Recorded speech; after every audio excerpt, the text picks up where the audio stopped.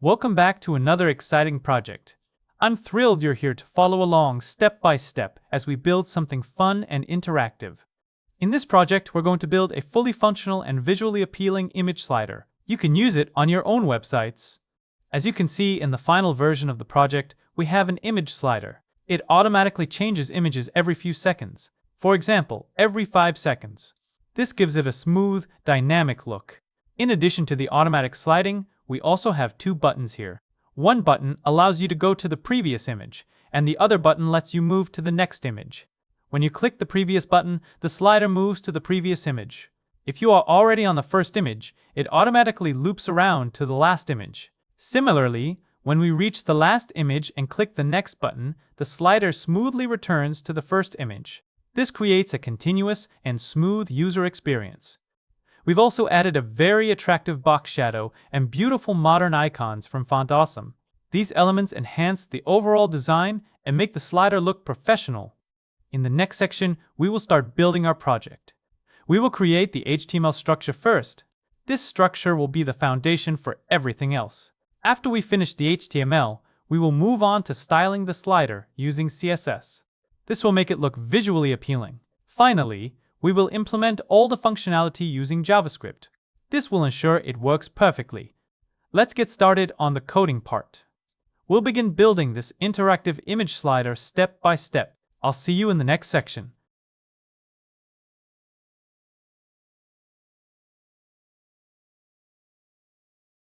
Let's start building our image slider project. Let's start by opening Visual Studio Code.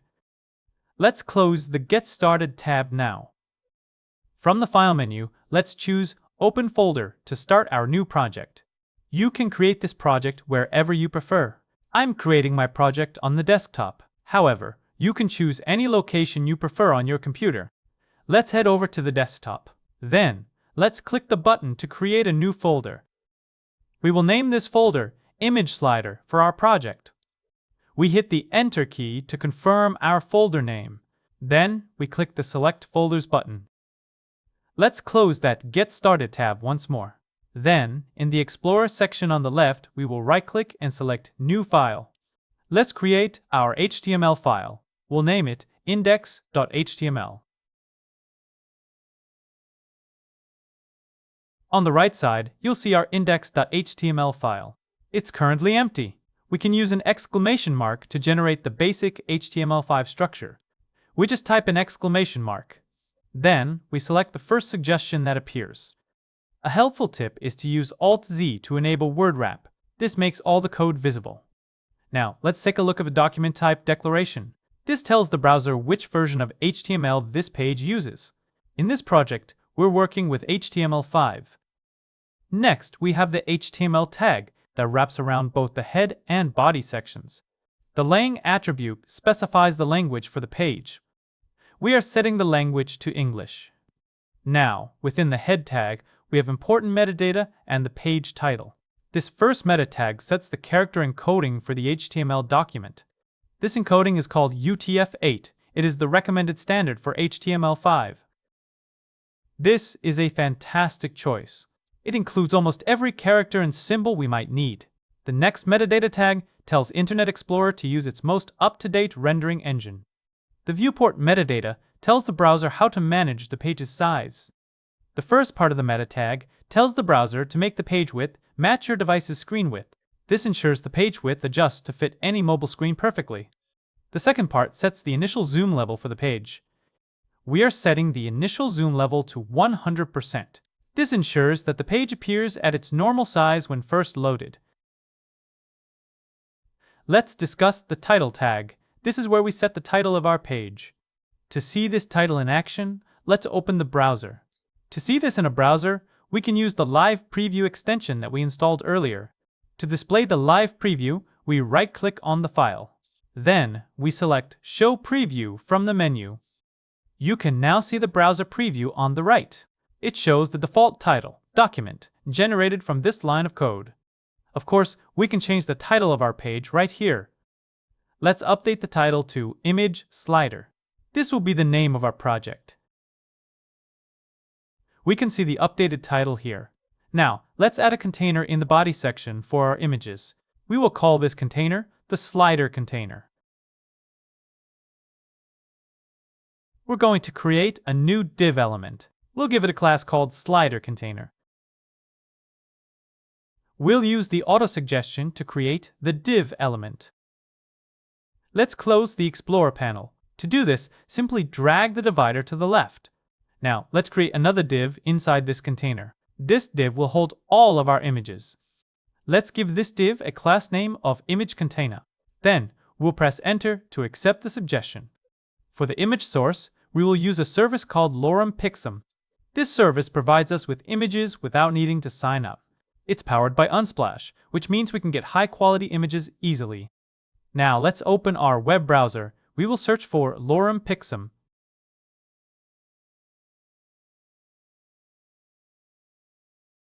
I just realized I forgot to include the letter S. Let's click on the link for pixum.photos. This is the website for LoremPixum. The great thing about this website is that you don't need to sign up to get images. It's powered by the Unsplash service. The best part about using this website is that you don't need to sign up. You also don't need to get any kind of API key. For example, if you need a random image that is 200 by 300 pixels, you can use this link format. Let's copy this URL and paste it into the address bar. You'll see a new image appear each time you do this. While that method provides a random image, I prefer to choose a specific image for our project.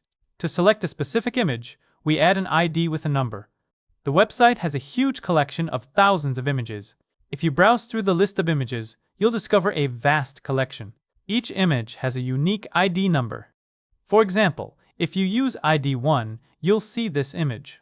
If you use ID 10, you'll see this one, and so on. The website has a huge collection of thousands of images. Let's copy that link by pressing Ctrl+C. Then, let's head back to Visual Studio Code and paste it directly into the src attribute.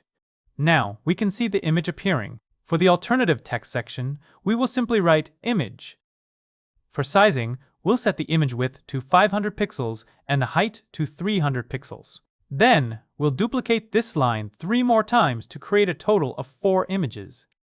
The best part is that any image you add will automatically appear inside the slider. To duplicate this line, we'll hold down the Alt and Shift keys together. Then, we'll press the down arrow key 3 times. We have copied the image tag 3 times. However, all the images are currently the same. This is because we need to change their IDs. For the first image, we will keep ID 1. The second image will use ID 2. The third one will get ID 10. And the final one will use ID 20. This gives us 4 specific images that are not randomly selected.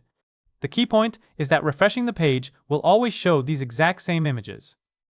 Next, we'll add something outside this div with the class ImageContainer. Next, let's add 2 arrow buttons for navigation. These buttons will help users move between images easily. To create our navigation arrows, we'll use icons from the Font Awesome website. These icons will help us make our image slider more interactive. If you're not familiar with it, Font Awesome is a popular icon library. It's widely used by developers. Let's open a new browser tab.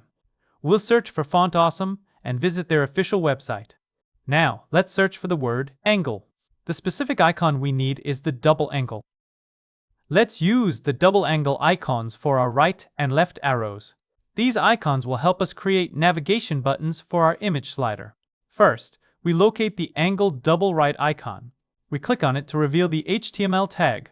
This tag includes the classes FAS and FA for Font Awesome.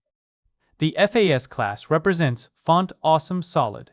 The FA angled double right class specifies the particular icon. We copy this icon by simply clicking on it. Then, we return to Visual Studio Code to paste it outside the image container. We can't see the icons yet. We need to add a link to the Font Awesome CDN in the head of our document. Let's open a new tab and search for cdn.js to find that link. We search for Font Awesome in the search bar. Then, we click on the first result. Now, let's return to Visual Studio Code. We'll paste that link right before the closing head tag, just under the title. Now we can see the arrow icon appearing on the right. We can duplicate this tag by pressing Alt, Shift, and the down arrow. Then, we change the first icon to a left-pointing arrow. We now have both the left and right navigation arrows we need. To style these icons properly, we need to add some classes to them. This will help us customize their appearance and behavior. To select both icons at once, we'll hold down the Control key. Then, we'll add a class called btn to each icon. After that, we'll press Escape and add the class prev to the first button. Finally, we'll add the class next to the second button. That completes the HTML structure for our slider. Next, we'll use CSS to style our project. This will make the slider look much better. See you in the next section.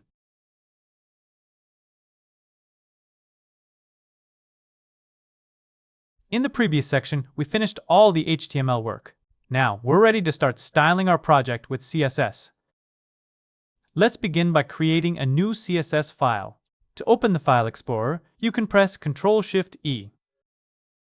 Let's right-click in this empty space. Then, we'll select New File. Let's name our new file style .css and press Enter to create it. Before we begin styling our project, we need to link our new CSS file to the HTML code. Let's go back to our index.html file. We'll add a new link tag right below the one for Font Awesome. This link tag connects our HTML file to the external style sheet. It tells the browser where to find the CSS file. The href attribute tells the browser where to find our CSS file. Since both our HTML and CSS files are in the same folder, we only need to type the file name. With our CSS file properly linked, we can start styling our project. Let's close the Explorer panel by dragging this divider line. Now, let's focus on writing our CSS code. Let's start by styling the container that holds all our slider content. Let's focus on styling the body. First, we'll make sure all the images are contained within their container. Before we style the body, let's first focus on the slider container. We'll set its width to 500 pixels to match our images. We'll also set its height to 300 pixels. Right now, we have the container, but the other images are still visible. We need to use overflow hidden to clip them. Now, only the first image is visible. The overflow hidden property has clipped the other images. These images extend beyond the container's boundaries. Let's now focus on styling the body element. First, we'll remove the default margin from the body element. Then, we'll apply display flex to center the container horizontally using Justify Content Center. We'll also set the page height to 100% of the viewport height. This means it will fill the entire height of your screen from top to bottom. We can now center the items vertically. We'll use the Align Item Center property to achieve this. Let's continue with the rest of our styling. First, let's update the background color to a base shade. Then, we'll continue styling the slider container by adding a border radius. Let's give our container rounded corners. We'll do this by setting the border radius to 10 pixels. Now, let's enhance our container with a box shadow. This will give it a nice, subtle shadow effect. First, we set the horizontal position of our box shadow to 0. The next value sets the vertical shadow position to 4 pixels. Following that, we have an 8-pixel blur radius. We then use a custom color with RGBA. We're using black for the shadow, but we want it to be partially transparent. To achieve this effect, we will use the RGBA color function. This function allows us to set the color and its transparency. To set the alpha value for opacity, we will use 0.3. This value represents 30% opacity. Let's press Alt and Z together to enable word wrap. This will make our code easier to read. And that wraps up the box shadow styling for our container. Now, let's turn our attention to styling the image container.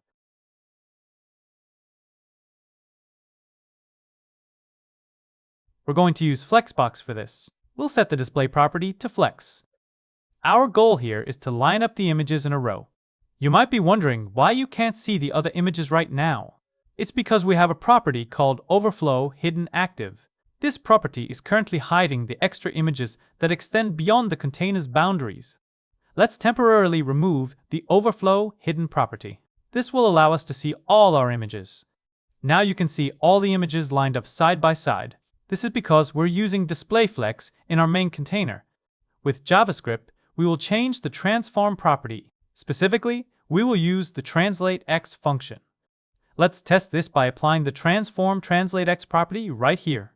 Notice that when we change the value to -500 pixels, which matches the image width, the next image becomes visible inside our container. If we set the value to 1000 pixels, we move to the third image. Add 1500 pixels, we reach the final slide. For the actual functionality, we will use JavaScript. We can delete this test code and restore the overflow hidden property. With the overflow hidden property restored, we can now focus on positioning the arrow buttons. Now, let's focus on positioning the arrow buttons. We will target the btn class, which we previously added to both of our button icons. Next, we'll focus on the button class. We'll set its position to absolute. You can now see the icons inside the container. However, we need to adjust their absolute positioning. This adjustment should be relative to the parent slider container. To position these icons correctly within their parent container, we need to set the slider container's position to relative. This will allow the icons to be positioned absolutely within the container. After refreshing, you'll notice that the icons are now positioned inside the container. To position the icons vertically, we set the top property to 50%. This aligns the top edge of the icons with the middle of the container. Let's change the icon color to white. This will make them easier to see. Let's make the icons larger. We'll set the font size to 20 pixels. This will make them easier to see. The default font size is 16 pixels. This isn't quite what we want. You can see we've used top 50%. However, the icon isn't perfectly centered vertically. This is because the top edge of the icon aligns with the middle of the container. To perfectly center the icons vertically, we use the transform property. We set the translate y function to -50%.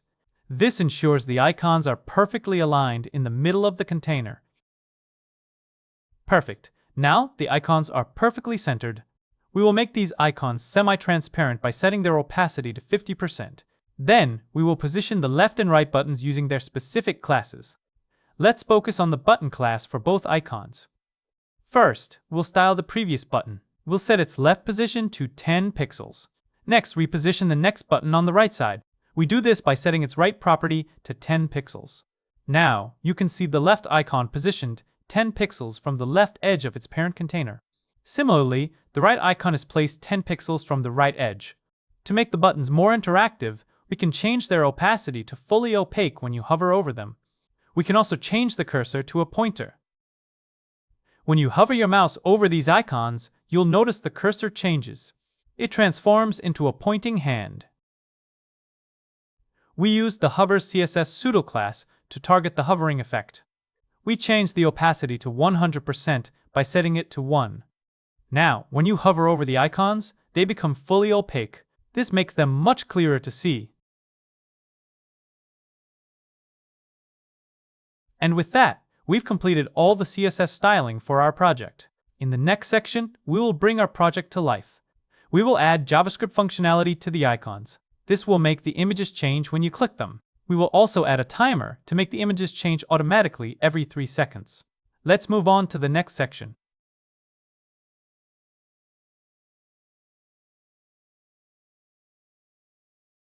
In the last section, we finished styling our entire project using CSS. Now, let's make our project interactive by adding functionality with JavaScript. Let's start by creating our JavaScript file. To access the File Explorer, you can press Ctrl+Shift+E on your keyboard. Next, we'll right-click to create a new file. We'll name this new file index.js and then press Enter. Let's move this file over here. This way, we can see the browser preview. We can now close the Explorer section. We are finished with it. To get our JavaScript working, we first need to link our JavaScript file to the HTML. Let's return to our index.html file. We'll add a script tag just before the closing body tag. To do this, type SC and select the second autocomplete option. This option includes the source attribute. Since both our HTML and JavaScript files are in the same folder, we can simply type index.js for the source attribute. With our JavaScript file now linked, we can start adding the functionality. Let's move on to our JavaScript file now. Let's start by targeting the next button. In our index.html file, you'll notice 2 icons. These icons have classes named Preview and Next. Let's focus on the button with the class Next. Next, we'll add an event listener to this button. This will allow us to respond to user clicks. When a user clicks this button, it will show the next image. In our JavaScript file, we will target the Next button's class. We will create a constant named NextElement. We will use document.querySelector with the class selector.next. We will target the class by typing a period followed by next. To see our code working in real time, we can press Alt and Z together. This will allow us to view the changes instantly. With the Alt-Z shortcut enabled, we can now add an event listener to our next element. Now, let's add an event listener to our next button. We'll do this by typing nextElement.addEventListener. The addEventListener method attaches an event handler to an element. It requires two parameters. The first parameter is the event type. In our case, it's a click event. We write this as a string inside double quotes. The second parameter is a callback function. This function will run when the click event happens. We are going to create an arrow function here. This function will run when the button is clicked. When a user clicks the button, this arrow function will run. Inside these curly braces, we can write the code that will run. Let's create a variable to keep track of the current image. We'll start by setting it to 1. Since we're starting with the first image, each time you click, our current image counter will increase by 1. Each time the button is clicked, we increase the current image by 1. To keep our code organized, let's create a separate function. This function will be responsible for updating the image. We will call this function right here. Then, we will define it below. Let's create a function. We'll name it updateImage. As I mentioned earlier, we will use the transform translateX property to navigate between images. This property allows us to move the images horizontally. You can see in our CSS file, we have already styled the image container. For example, if we apply a transform translateX of -500 pixels, the next image will appear. To implement this in JavaScript, we first need to remove this line. First, we need to select the image container from our HTML file. Let's focus on the image container. We'll use the querySelector method to target it. We'll create a constant called ImageContainerElement. Now that we have access to this element, we can modify its style. This is similar to what we did earlier. Now, we can modify the styles. We'll write ImageContainer.style. We'll set the transform property to translate X. The value will be -500 pixels. To display the third image, you would need to translate by 1000 pixels. It's worth mentioning that the way we style elements in JavaScript differs from how we do it in CSS. To create dynamic pixel values that match our current image index, we'll switch from using double quotes to a backtick string. Within that string, we'll use a $sign and curly braces to insert our calculation. This calculation will multiply the current image index by 500. However, if we test this now by clicking the button, we will see the third image instead of the second one. The reason we see the third image is because our current image index starts at 1. When we increment it, it becomes 2, and 2 multiplied by 500 gives us 1000 pixels. To resolve this, we can add parentheses and subtract 1 from the value. By default, the current image index is set to 1. This initial position corresponds to 0 pixels on our slider. This means that we are currently looking at the first image. When we click the next button, the current index changes to 2. Then, 2 minus 1 equals 1.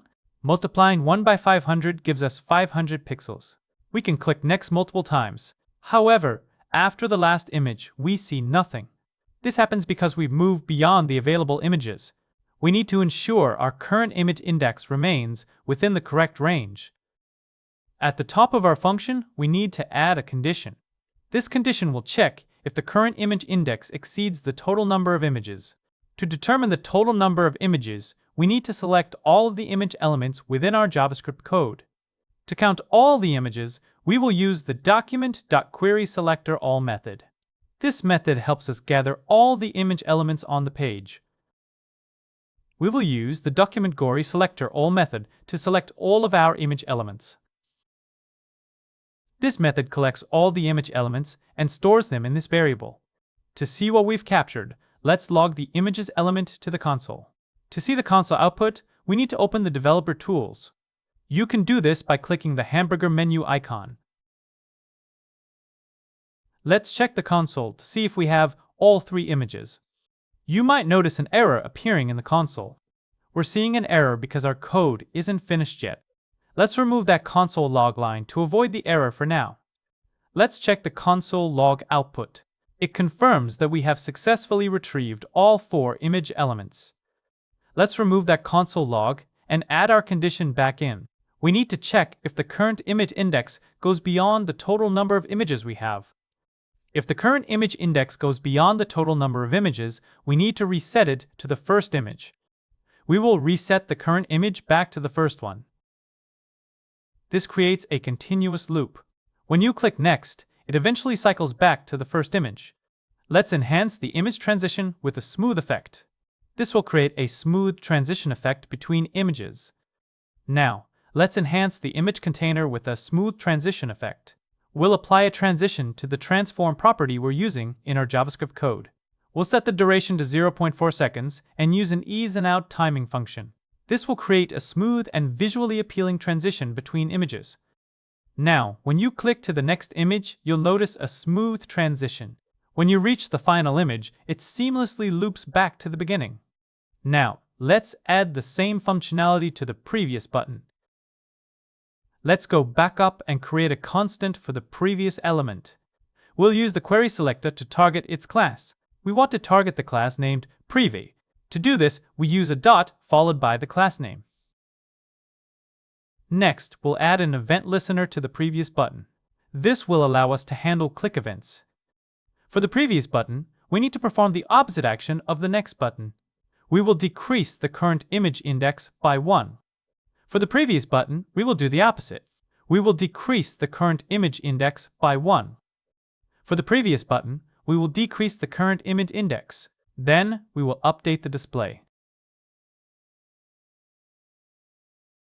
When we click the previous button from the first image, nothing happens visually. However, the code still decreases the image index.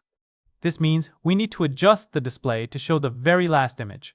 For the previous button, we need to add an else if condition.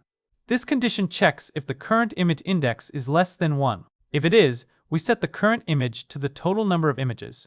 This total number of images is the last image. This creates a continuous loop, just like the next button, but in reverse. This creates a continuous loop. We can go back to the last image and then forward to the first. Next, we will add an automatic slideshow feature. This feature will change the images every few seconds. To make the slideshow run automatically, we will use the setTimeout method. We use setTimeout to create a timer. This timer triggers a function once a specific amount of time has passed. This method requires 2 parameters. The first parameter is the function that will run. The second parameter is the delay time, measured in milliseconds. We set the timer for 3000 milliseconds, which is 3 seconds. We tell it to increase the current image index by 1.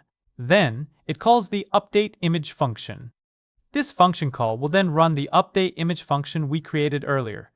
When the code reaches this line, it calls the function. The function then proceeds to the timer. After 3 seconds, the function inside runs again. This increases the image index and creates a continuous loop. The problem occurs when you click the buttons quickly. This action causes multiple timers to start at the same time. To prevent multiple timers from accumulating, we need to reset the timer each time these buttons are clicked. To reset the timer, we can use a method called clearTimeout. First, we need to create a variable to store our timer. We will call this variable timeout. Then, we will assign the setTimeout function to this variable. This way, we can clear the timer later when needed. We will set that here by writing timeout inside the parentheses. We must also do this for the previous button. To reset the timer, we use the clearTimeout method. We pass in the timeout variable to this method. The automatic slideshow starts smoothly when the page loads. The timer resets whenever you click the next or previous buttons. This prevents any interruption to your navigation. Another great feature is that you can easily add more images to your project. Simply copy an existing image and change its ID. You can see that it automatically displays 5 images instead of 4. You can see the 5th image appear. The buttons continue to work perfectly. The best part is that you can easily add or remove images. The project will continue to work perfectly. This is because we dynamically calculate the total number of images. We don't use a fixed number like 4 or 5. That wraps up our project. I hope you enjoyed following along and building it step by step. I also hope you enjoyed the process and learned several new and useful concepts.